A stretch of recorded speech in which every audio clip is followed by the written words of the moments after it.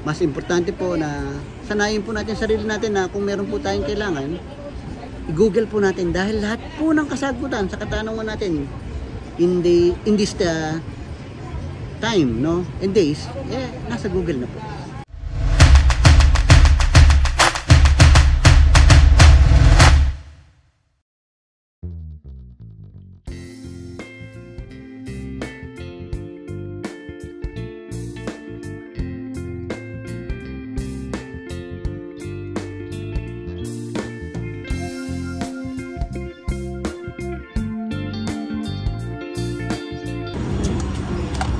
Yes, good afternoon guys. So before lunch po may natanggap po akong customer. Actually, kuya po. So, actually nagpapa-install lang siya sa akin. Nagpapa-download, nagpapa-install ng AutoCAD and 3ds Max. But then habang nag-uusap po kami, sabi niya, or tinanong niya rin kung magkano bang pa-downgrade from Windows 11 to Windows 10. So sabi ko, this price and this is the package pag mapadownload siya ng application. So nagkasundo kami sa presyo. So sabi ko, sige, po-format ko, ida-downgrade ko to Windows 10, this one. Unfortunately, so alauna na, no? So before 12 nung nandito siya, and hindi ko pa siya napo-format. Still the same issue, no? Ito po ang problema ko, no? We couldn't find any drives. So basically, hindi mo makita yung drive, hindi mo makita yung storage device ng Asus ni Kuya. It's an Asus X515, no? So i5 11th gen. So usual na ganun ang solusyon namin pag ganito. Kung UEFI yung USB na ginagamit namin, papalitan namin ng legacy. And the other way around, no? Kung hindi magawa sa legacy, gagawin namin ng legacy to UEFI, no? So basically drive USB lang ang solusyon pag ganito ang issue, or kaya ililipat mo ng slot yung USB hanggang sa makapa mo, no? So or sa settings pwede mo rin gawin from UEFI to legacy and so on and so forth. But this one, I've tried everything, no? Nanghiram na ako ng USB sa kabarkada ko, but still the same issue, hindi ko makapa. Every time na i-reboot ko, ganito pa rin. We couldn't find any drives, no? So hindi ko ma-install, no? So nag-research na rin ako sa YouTube ng solusyon, and still hindi ko maintindihan yung pinagsasabi ng mga tropa natin na Indiano, no? But, so habang chine-check ko, pinakita ko isang sabi ko pala, kakapain ko na lang sa BIOS. Nasa BIOS lang to, nasa BIOS menu, nasa BIOS settings lang ang solusyon sa problemang ito. At yan po ang ipapakita ko sa inyo guys kung paano ko nasolusyonan at nakita po yung problema na ito. So panoorin niyo po guys, i-video ko habang nagsasalita ako para mapailawanan ko sa inyo. Start po natin, press ko F2, no? Para makapasok po sa BIOS menu. Ito guys, naibabahagi ko na po, no? Pumunta po tayo sa BIOS menu, F2 again. Ayan, that's it. Kahit anong check ko po rito sa advanced menu niya, ginawa ko na po yung boot dito sa USB, no? Pero still, no, pag binut ko, hindi pa rin makita yung NVMe. So nag-search ako, no? So habang ginagalaw ko to, secure boot is also already disabled, no? Napunta po ako dito sa advanced, no? At first, ito po ang ginawa ko, no?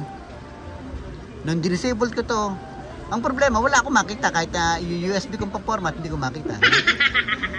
And then nakita ko po ito, BMD setup. Ano kaya ang BMD setup, no? So chinek ko, enable VMD controller. Naka-enable siya. So sabi ko, ano kaya ang ibig sabihin ng BMD controller? And sinearch ko kay Google at ito pong lumitaw.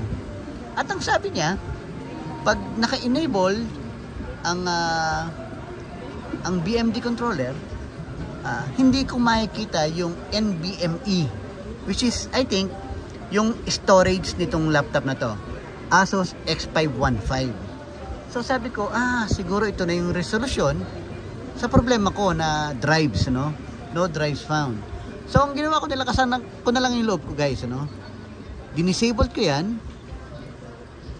And kung makikita nyo po, may nakalagay po dyan, may panakot po. Switching BMD mode may cause the system to malfunction. Well, of course, dahil lalabas na po yung NVMe, no? So, kinlik ko yung okay. So, enable VMD controller, no? So yan po ang gagawin natin. Then, isi-save po natin ang ginawa natin. Then, babalik po tayo sa boot mode, boot menu, no? Check po natin kung makikita na po, no? Okay, boot po natin sa USB. That's it. Let's check kung successful, guys, no? But successful po ito. Matawa na lang ako pag hindi pa rin nakita, no?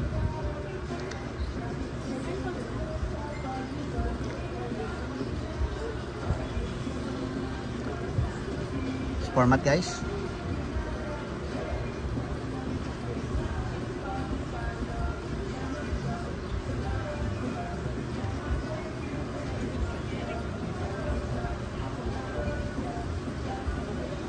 Okay, piliin po natin yung Philippines para hindi na tayo magbabago ng oras mamaya. That's it. Click next. Accept the licenses. Walk up. Sorry guys, no? So, hindi ko yata na-save yung changes, no? But still, let's check. Ulitin ko. Yan nun.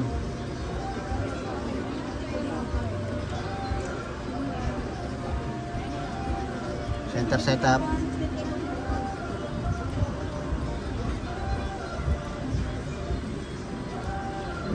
Okay, that's it, no? So, nakita niya na guys, this one. Balik po tayo. Disabled, no? So, okay, save po natin again. But still, double check ko. Disabled, kita-kita niya naman, disabled, no? Now, balik po tayo. Boot menu po ulit natin.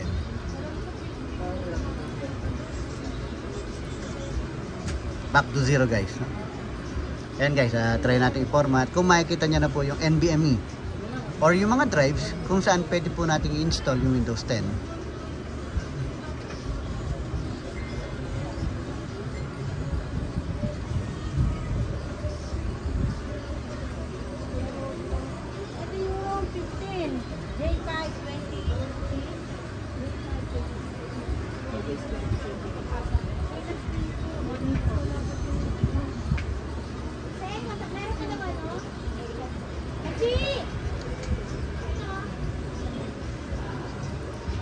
Accept the license. Wala. Kung makikita nyo po guys, nakakita na po lahat, ano? So, yun lang pala yung solusyon, no? So, well, that's it guys, no? Kung makikita nyo po, nakalitaw na po lahat dyan. Lahat ng storage device, no? So,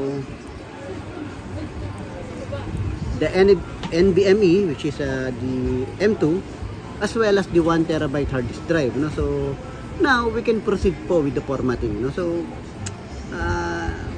what helps me? Ano ba yung nakatulong kay WhatsApp ba para malaman po yung solusyon na to? Well, it's always the power of instinct and of course, Google. No, kailangan po talaga guys, no? So, pag kayo po ay nagpo-format or may ginagawa po kayo sa laptop, kailangan po kahit paano po matuto po kayong gumamit ng internet, no? So, hindi po lahat na susolusyonan sa pagtatanong sa kapwa.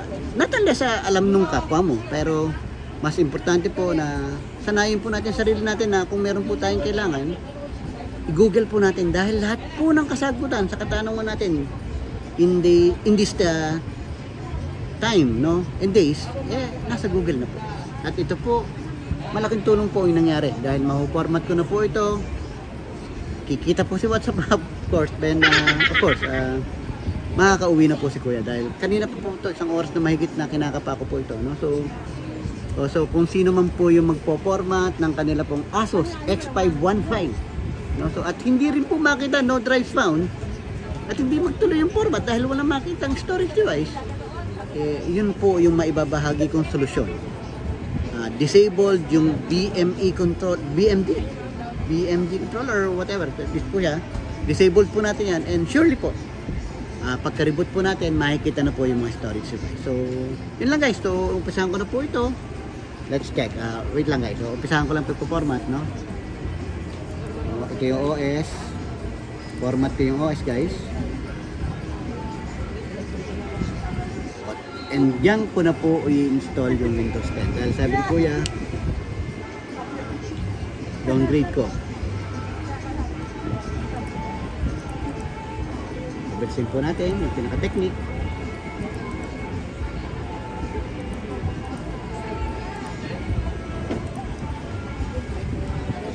That's it guys. So formatting, maybe 30 minutes tapos na po ito. No? So kung kayo man po magkakaproblema sa mga Asus laptop nyo, hopefully yung mga Asus po na high-end, no? This one is an i5 11th gen Asus X515 na hindi po makita yung storage device at nagawan po natin ng paraan, no? So yun lang guys, maraming salamat po, no? So sa patuloy na pagtangkilik, alam ko po medyo matagal-tagal po hindi nag-vlog si WhatsApp Bob dahil medyo busy, no? So si WhatsApp Bob po tulad nyo rin po na marami rin pong hinahabol na bayarin, no? So hindi po tayo makapag-focus masyado sa vlog. Pero marami pong subscriber na pupunta rito at nakakatulong po yan sa mga gastusin ni WhatsApp Bob. At ako po ay patuloy na nagpapasalamat po sa inyo, no, sa suporta, sa pagtangkilik po. Hindi lang po sa channel ni WhatsApp Bob, kundi po sa shop ni WhatsApp Bob. No, so maraming salamat po, ano. So mag-iingat po kayo palagi, no. So at sa mga nakaraan pong mga subscriber na pumunta rito, kayo po, maraming salamat guys, no. So huwag po kayo magsasawa sa pagpunta po sa shop ni WhatsApp Bob dito po sa Farmers Plaza 4th floor, no. So maraming salamat, no? So Asus X515, no drive found. Nasolusyonan po ni WhatsApp Bob yan by disabling VMD controller. This one, disable po yan para makita po yung nagtatagong NVMe PCIe M2 storage at dito po natin mailagay yung Windows. Yun lang guys, maraming salamat po. God bless you.